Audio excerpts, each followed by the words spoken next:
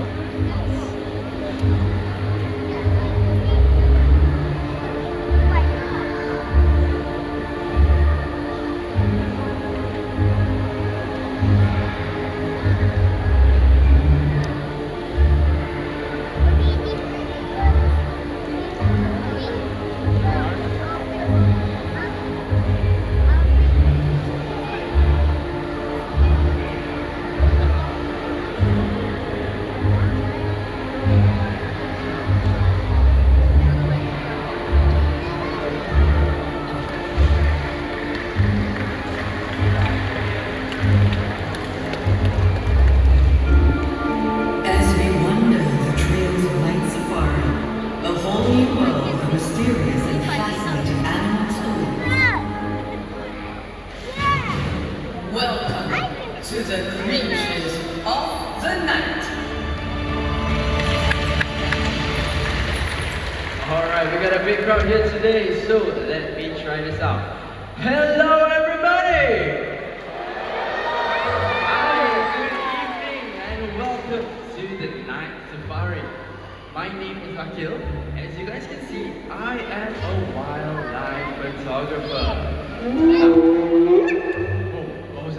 heard that right? Okay.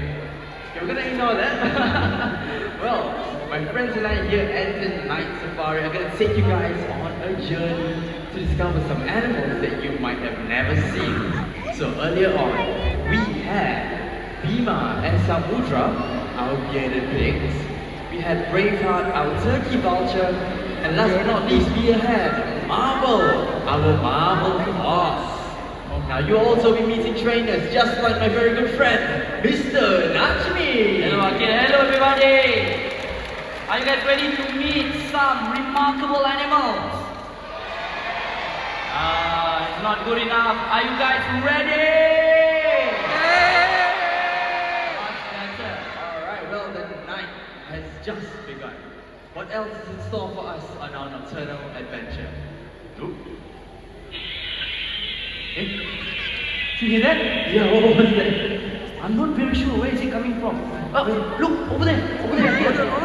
Now everyone focus your attention right out there. That animal looks like a cross between a bear and a cat. It's a bear. Everyone, this is Narnia, a big rope. Now Narnia's tail is so incredibly strong, it can support his whole entire body weight when he hangs down from a tree. His color's Binturong. Even fruits. And watch this. Been too wrong.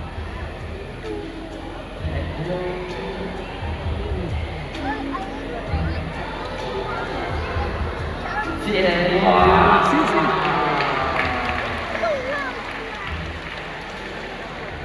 That was really good.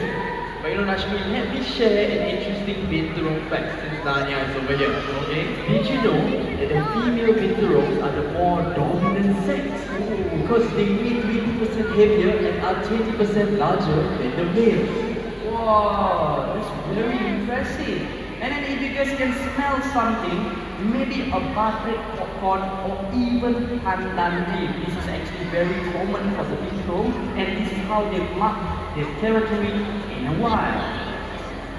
Okay? Yeah? He's slowly heading off. Alright. Thank you so much, Narnia.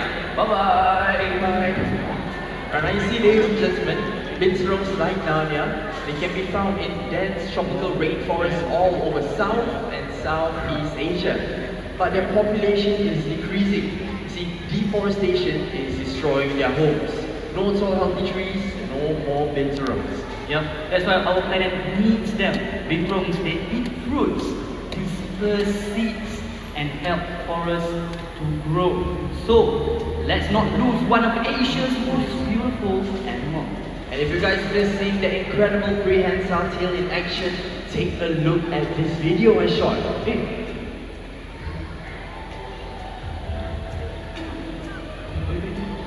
See some hand over there? Now you see guys, Binturongs, they can weigh up to 15 kilograms, so that is a really strong tail.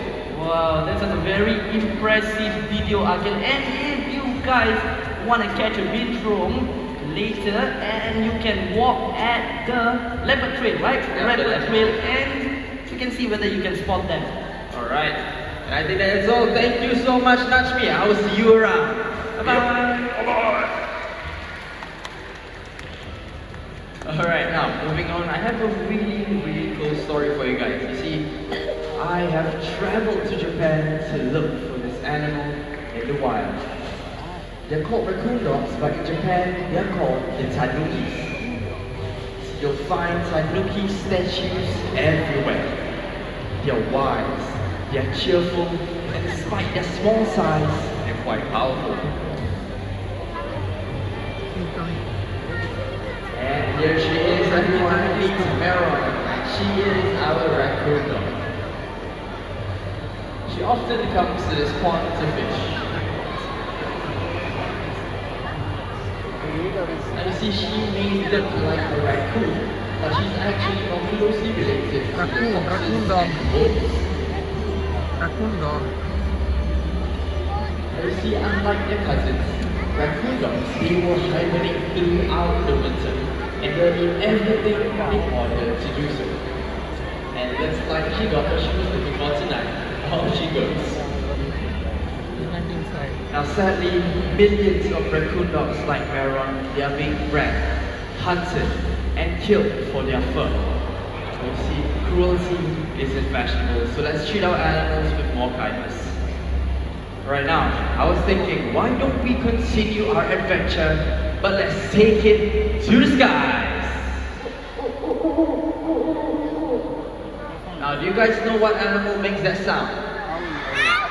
That is right, that is the familiar call of an owl.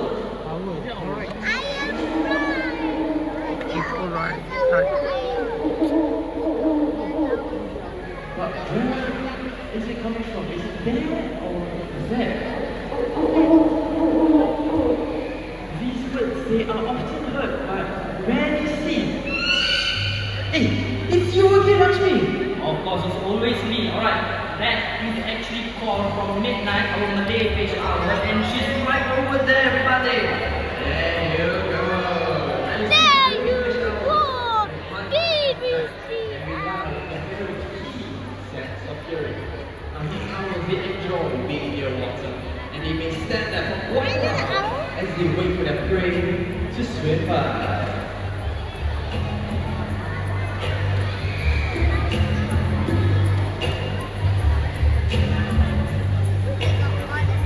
ഇതെന്നാ അവളുടെ കാണാതെ എന്റെ കരഞ്ഞാക്കി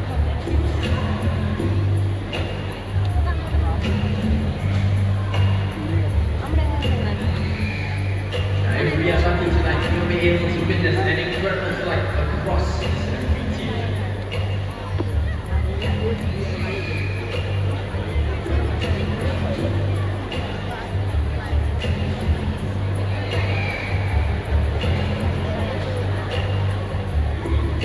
Fun fact about Midnight. Midnight here was actually hatched at a Jerome birth park, and she is around 8 years old. I want to sit.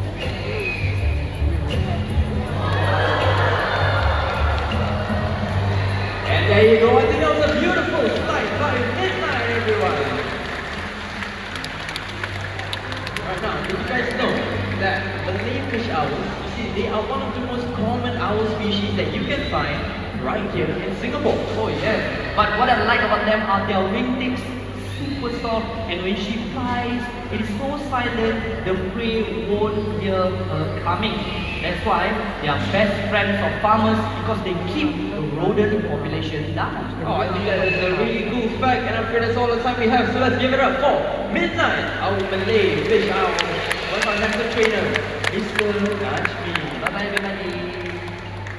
Alright, since we are still on the topic of owls, there's something else that I find really, really cool about them. And it is the way they turn their heads. So I've invited a very special friend out here to tell us more. Hi everyone, hi! My name is Daphne and over here is Oscar, our very handsome Eurasian eagle owl, who will show you how all of this looks. Alright, now you see, ladies and gentlemen, these stunning birds can be found throughout Asia and Europe. They're one of the largest species of owls that you can find in the world. Now, though they're usually spotted in forests and mountains, they can also be spotted in the cities where they hunt on rodents in landfills. Well, you know, an interesting fact about owls is that their eyeballs cannot move left, right, up or down like ours can. Instead, they have to rotate their full heads to be able to look around. Alright, now, can anyone tell me how far an owl can turn its head to? 360 degrees, very good answer. What about from this side? 280 degrees, okay, very good. Okay, what about from that side over there? We have any answers? 360 degrees, okay, nice. We got a variety of answers, definitely. Okay, well, why not let Oscar show us? Everyone, watch this.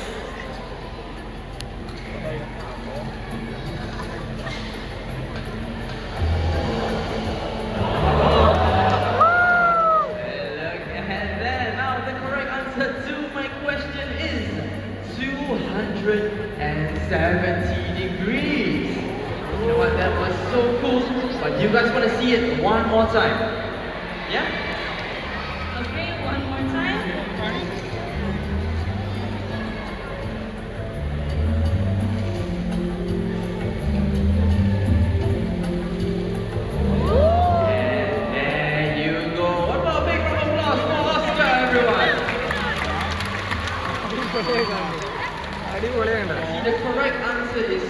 370 degrees, and it's not 360 because 360 degrees is a full circle, which means Oscar's head might just pop off. Okay, and we don't want that to happen. And it looks like they're ready to head back home, so everyone, let's say goodbye to Oscar, the Eurasian Eagle Owl Olympic trainer, Gaffney.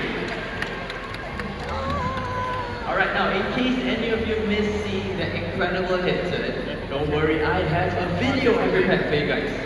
Take a look at this.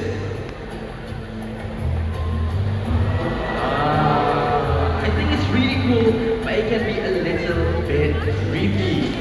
Okay, now it looks like we have shift location, so I was thinking from Asia, let's make our way to Africa, where we're gonna meet another one of my friends who's really y'all heard right? Could that be? I think it's coming from the kid. Okay, everyone, stay in your seats, alright?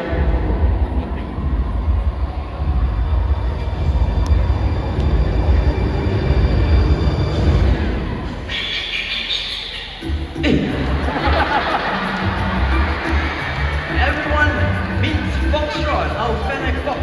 A lot of very handsome trainer once again, Mr. Ashby. Alright, you see guys, Foxtrot, he may be tiny, yes, but do not underestimate him, alright?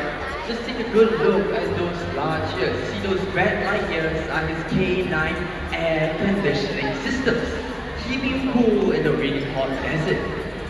Now these foxes, they also have excellent hearing and they can hear prey deep underground. Now these foxes are also really agile, which makes them really quick and they're able to shift just like that.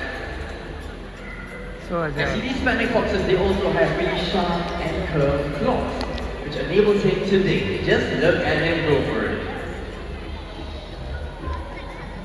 Now I know what some of you might be thinking, is this a baby Fennec fox? Well no, this is indeed a fully grown Fennec fox, which means they'll stay this small and this cute forever. And it looks like they're gonna head back, so everyone let's give it up for Foxtrot on Fennec Fox along with Ashby. Bye-bye. Now you see guys, Fennec foxes, they aren't tough because they get to survive in an extreme environment. But they're still vulnerable to humans because you see, they are being caught. They are being kept in tiny cages and being sold into the international pet trade. They're being treated like domestic dogs or cats, but they're not meant to be house pets. They deserve our respect as well as our protection. Alright, now let's move from Africa back to Asia. I'm gonna meet another one of my really cool friends, okay? So this next animal is black and white, spiky all over, and sounds just like this. Now you see this, ladies and gentlemen, that is the sound of wrestling quills, and it is a warning. They usually do this when they are irritated or alarmed. Now can anyone tell me what animal that is? What's that? Say it louder? Porcupine, yes, if you say porcupine, you are absolutely right. Everyone, please meet Indra and Kanu, our Indian crested porcupine brothers. Now just take a good look at their quills. It makes them look really big, scary, but watch what happens when they come across tight spaces. Indian crested porcupine. And just like that, wait, let's see it one more time from the brother, right over here. And there you go. Wasn't that incredible?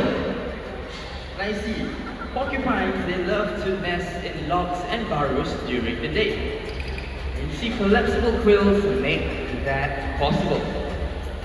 Now, so these porcupines, they are also one of the largest rodents that you can find in India. And if you'd like to see one for yourself up close, you can head on to our leopard trail later in the night safari to get a good look at them.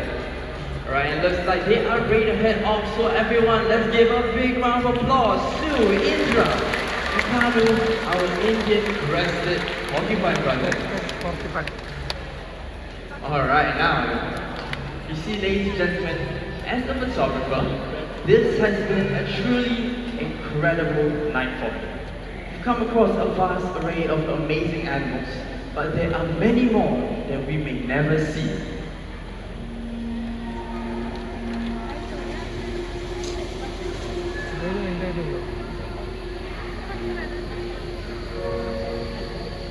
The animals you met tonight and countless others share this planet with us.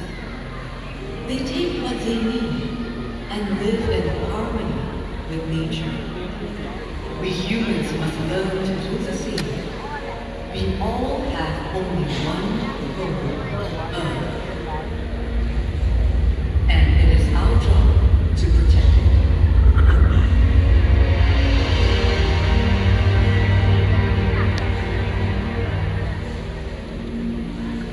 Each of us can make a difference.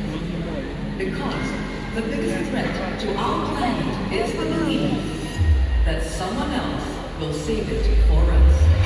Alright, there we go, ladies and gentlemen. We have come to the end of our adventure. I hope you all enjoyed joining us on this journey to discover these marvelous creatures of the night. Keep walking and keep discovering the wild side of life. Thank you everyone, bye bye!